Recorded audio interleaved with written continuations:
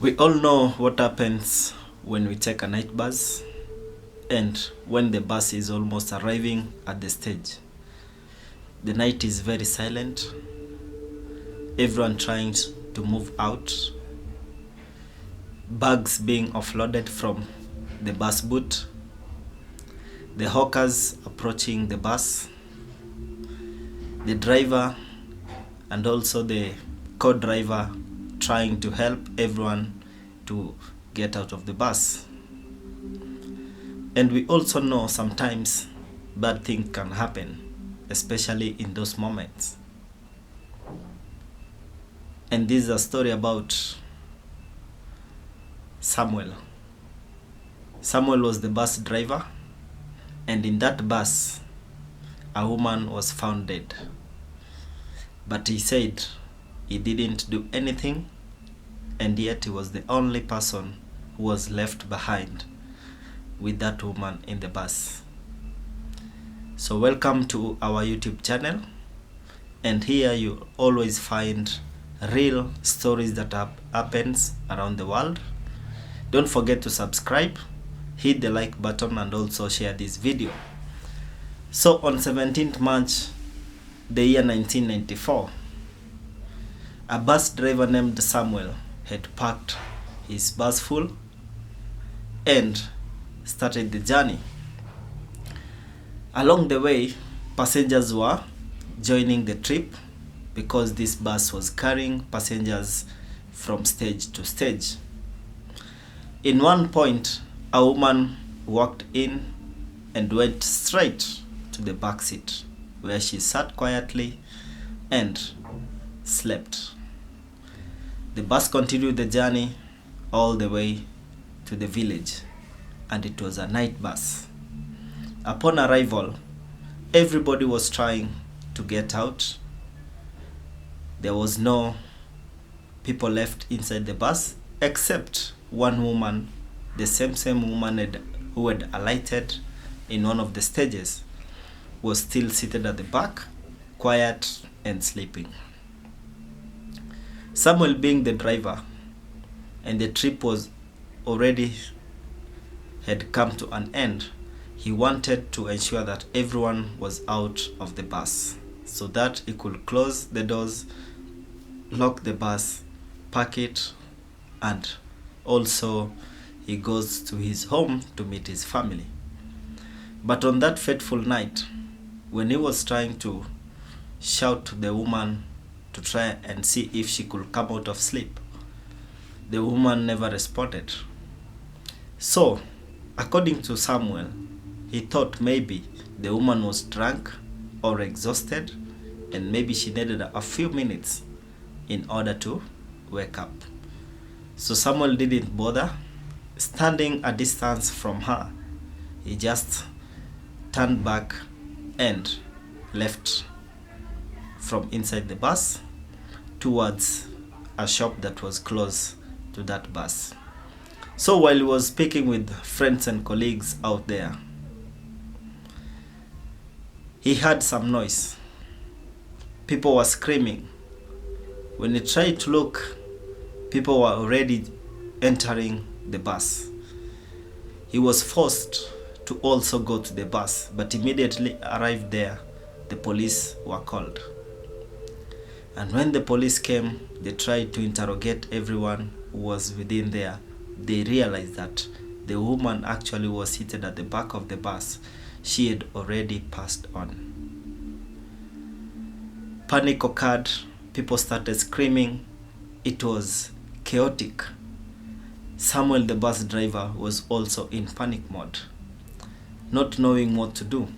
But since it was a night, the police assumed, and they did not take any judgment. So what they did was to facilitate the body of that woman to be taken to the hospital for autopsy to be performed. Also accompanying was the bus driver, and also the bus itself was taken to the police station.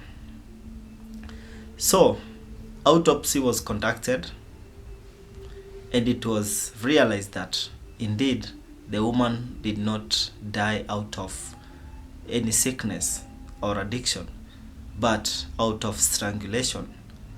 It seemed that someone had strangled her neck. That led to a court case. The family of this woman filed a court case. There were no witnesses. There were no evidence that could pin down anybody else, but only the bus driver was the person who was close to that lady at that moment.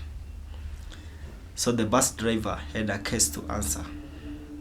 They went for trial. Trial took time.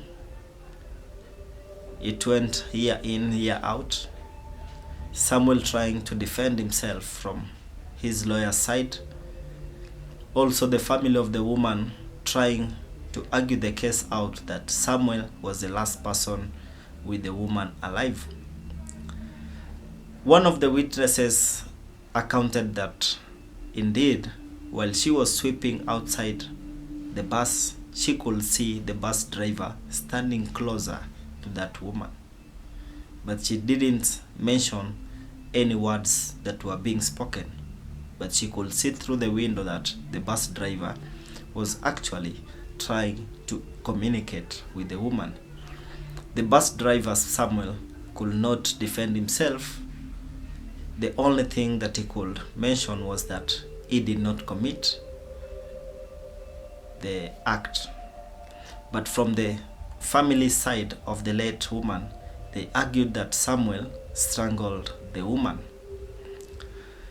So when it came to the verdict, the judge had no choice but to look at the cases that were being argued from both ends.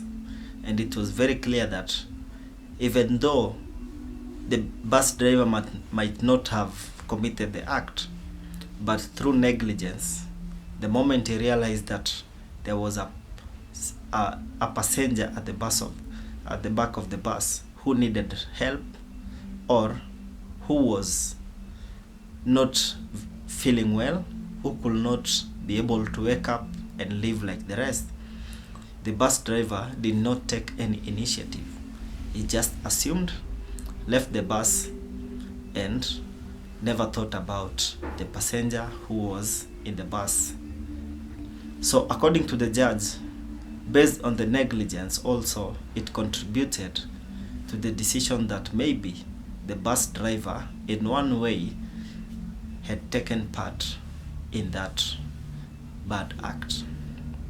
Sadly, the bus driver was convicted of murder and he was arrested and sent to prison.